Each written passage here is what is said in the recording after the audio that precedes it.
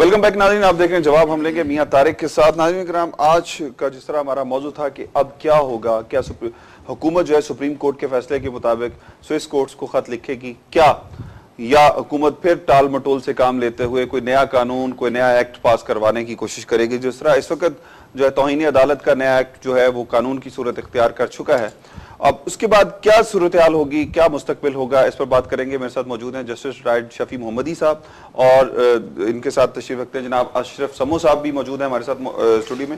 جس صاحب یہ بتائیے گا کہ کیا حکومت اب خط لکھے گی جس طرح آج کے سپریم کورٹ کے ڈائریکشنز آئی ہیں، اس کے بعد کیا حکومت کی جانب سے خط لکھا جائے گا یا ایک اور شہید وزیر اعظم ہوگا؟ دیکھیں جی، ماضی کی تاریخ تو یہ بتاتی ہے کہ وہ وزیر اعظم کو شہید کروا دیں گے، خط نہیں لکھیں گے۔ صحیح، لیکن اس کے ساتھ جو خطرات بڑھیں گے وہ ایک نئے سیٹ اپ کے خطرات بڑھ جائیں گے، ٹھیک ہے، اور اس میں جو اکاؤنٹیبلٹی ہوگی وہ بڑی خوفناک طریقے سے ہوگی۔ صحیح، یہ میں آپ کو پہلے بتا دوں۔ اگر وہ خط لکھیں گے تو یہ ایک بہت بڑی ڈسکریمنیشن ہوگی کہ پھر وزیر اعظم یوسف رضا گیلانی کو کیوں ہٹایا، صحیح، پہلے لکھ دیتے۔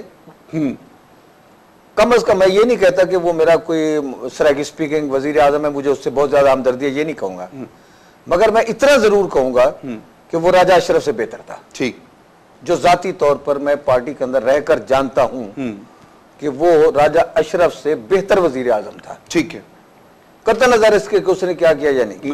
کرپشن باقی جہاں تک سمو صاحب نے بات کی فلاں فلاں فلاں، میں اس معاملے میں کبھی نہیں پڑھتا، نہ پڑھوں گا، نہ مجھے ضرورت۔ جی جی، میں تو اس آئین کی بات کرتا ہوں، اور آئین کی تشریح کے سلسلے میں جو میرا ایک مائنڈ میں بتاتا ہوں۔ ٹھیک ہے، آرٹیکل 248 کی بات کی، آخر اس آرٹیکل 248 پر بحث کیوں لکھی جاتی ہے؟ اعتزاز صاحب نے اس پر بحث کیوں نہیں کی؟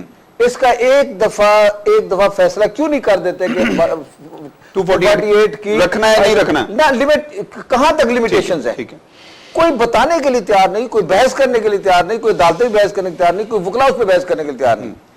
اس میں الفاظ بالکل صرف اتنا نہیں کہ پریزیڈنٹ یا پرائم منسٹر، اس میں تو فیڈرل منسٹر، اسٹیٹ منسٹر، بہت سے لوگ مستثنا ہیں جی، جو الفاظ ظاہر ہے، وہ اس کی لیمیٹیشنز کیا ہیں، کرمینل میں ہیں، سیول کیسز میں ہیں، اور اگر کرمینل میں ہے تو اس کی حدود کیا ہے، حدود آرڈیننسز کے اندر ہے جو خدا کا قانون ہے، جس میں کہ نبی کی بیٹی بھی، اس کو بھی مطلب استثناء حاصل نہیں، صحیح، وہ کس حد تک ہے وہ قانون، اس کی تشریح تو کرنی چاہیے۔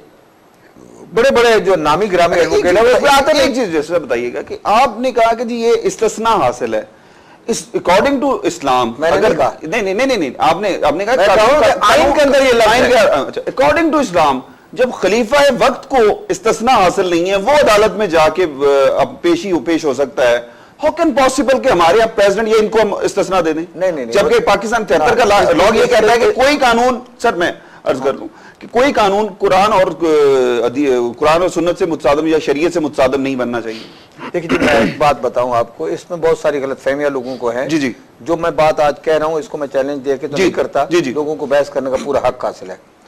حضور اکرم صلی اللہ علیہ وسلم جب مکہ سے مدینے گئے تو میثاق مدینہ کیا، جی جی، اس میں پہلا مسئلہ یہ تھا کہ اگر اللہ کے رسول کہتے قرآن حدیث کے مطابق فیصلہ کرنا، سارے بات ختم ہو جاتی۔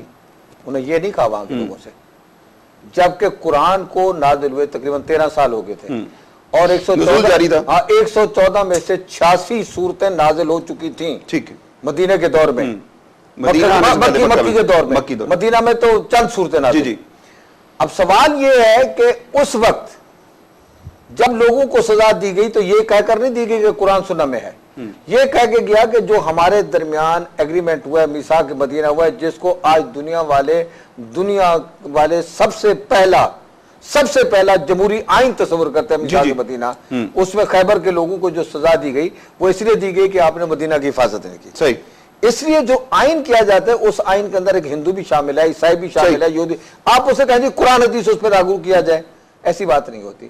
آئین جو ہے اس معنوں میں سپریم ہے کہ تمام قوموں پر لاگو ہوگا، چاہے وہ ہندو چاہے عیسائی ہو، آپ ان کو مجبور نہیں کر سکتے گیتا کو چھوڑ دو اور قرآن پہ عمل کرو۔ صرف یہ ہے حدود اس آئین کے اندر کہ کوئی قانون ایسا نہیں بنایا جائے گا جو اسلام سے متصادم ہو۔ میں اب اتنی سی بات، ایک سوال میرے ذہن میں ابھی آیا، کیا اس وقت ہمیں آئین بچانا ہے، جمہوریت بچانی ہے یا ملک بچانا ہے؟ دیکھیے جی، آئین کو اگر نہ بچائے تو ملک ٹوٹ جائے گا، آئین کے بغیر تو ملک سلامت رہتا ہی نہیں ہے. ٹھیک ہے. جمہوریتوں کی جگہ تو ڈکٹیٹرشپ کبھی آ جاتی ہے, کبھی جمہوریت آ جاتی ہے. جمہوریت کے نام پہ ڈکٹیٹرشپ آ جاتی ہے, وہ کوئی ایسی نظام حکومت ہے, صدارتی نظام ہے کہ پارلیمانی نظام ہے, ان نظاموں پہ میں یقین نہیں کرتا. میں تو مسلمان ہوں, تو اسلام پہ یقین کرتا ہوں. میرے نزدیک اسلام سب سے بڑا آئین ہے, اور اس میں یہ واحد کتاب ہے جس پر اتفاق ہوا مخالفین کا بھی. جی, میرا یہ ایمان ہے کہ قرآن و سنت کے بعد اگر میں کسی چیز کی قدر کرتا ہوں تو میں اپنے آئین کی قدر کرتا ہوں, چونکہ مجھے کسی دور میں مسلمانوں کے مابین کہیں اتفاق نظر نہیں آتا.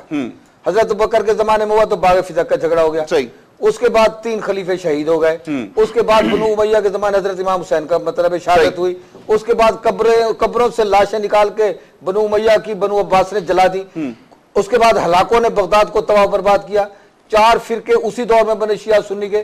کوئی دور مجھے بتاتے جا مجھے.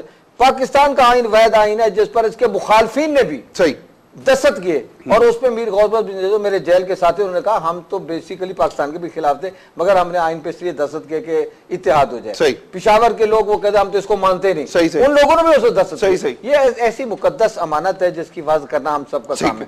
سمو صاحب, میں ایک چیز آپ سے پروگرام کے اینڈ میں صرف کلوزنگ ریمارکس میں چاہوں گا کہ اس وقت جو صورتحال ہے ہمیں اس سے کیسے نکلنا ہوگا. جی, اس سے ہمیں ہر شخص کو آج کل جو ہمارا یہ سسٹم ٹرینڈ جو چل رہا ہے, پولیٹیکل ہو یا سیاسی ہو یا جو بھی ہو, صحافت ہو, وکالت ہو, جو بھی ہو, یہاں پہ ہماری جو سوچ ہے وہ انفرادی سوچ ہے. ہم کہتے ہیں ہم گاڑی کیسے لیں, بنگلے کیسے لیں, بینک بیلنس کیسے ہو, بچوں کو خوش کرنے, اجتماعی سوچ نہیں. ہمیں اپنی اجتماعی سوچ کے لیے انفرادی سوچ کو قربان کرنا ہوگا. اجتماعی مفادات کو قربان کریں گے تو اجتماعی مفاد ہمیں حاصل ہوگا. ہمارے ملک اور قوم کے لیے یہی بہتر اور انصاف سب کے لیے ہوگا. اشرف سمو صاحب بہت شکریہ. جیسے شفیع محمدی صاحب, بہت مشکور ہوں میں آپ کا کہ آپ نے مجھے بڑے شارٹ نوٹس پہ آ کے بڑی ڈیٹیل سے اور بڑی جو ہے ہمارے ناظرین کے لیے بھی وہ گفتگو فرمائی ہے کہ جس سے ہمارے ناظرین سمیت ہمارے جو پاکستان کے عوام ہیں وہ بہت ساری چیزیں اخذ کر سکتے ہیں اور اپنے لیے سچ اور حقائق کی طرف جو ہے اصل چیز ہے, اصل جو منظر ہے وہ دیکھ سکتے ہیں. ناظرین, میرا آپ سے وعدہ تھا کہ میں آپ کو ایک ایسی چیز دکھاؤں گا کہ جو شاید ابھی تک ہمارے میڈیا میں کہیں نظر نہیں آ رہی.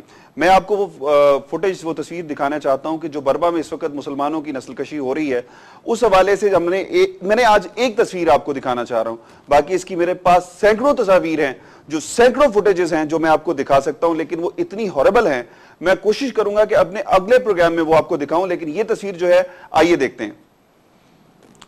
یہ ایک تصویر ایک ایسی کمسن بچی کی ہے جس کے پاؤں کے اوپر ایک برمی فوجی نے اپنا بوٹ رکھا ہوا ہے, گن جو مسلح ہے, اور اس بچی کے اوپر کھڑا ہے, اور اس بچی کی اگر آنکھوں میں بے بسی دیکھی جائے تو بڑی بے بسی کے ساتھ اس فوجی کی طرف دیکھ رہی ہے. اور دوسری طرف یہ تصویر کا دوسری پہلو ہے کہ جہاں اس کی والدہ جو ہے وہ اپنے سر پر ہاتھ رکھے بڑی بے بسی کے ساتھ رو رہی ہے اور اس فوجی کی اس حرکت کی طرف دیکھ رہی ہے جو اس نے اس کی کمسن بچی کے اوپر پاؤں رکھا ہوا ہے. ناظرین, اس تصویر کے بعد کی جو تصویر تھی وہ میں شاید آپ کو نہیں دکھا سکتا. اس فوجی نے اس بچی کے اوپر کھڑے ہو کر اسے اپنے بوٹوں سے کچل دیا, اور اس بچی کا جسم کے جو انتڑیاں تھیں اس کے جسم سے باہر آ چکی, اس کی پسلیاں ٹوٹ گئیں اور اس کی انتڑیاں جسم سے باہر آ گئیں.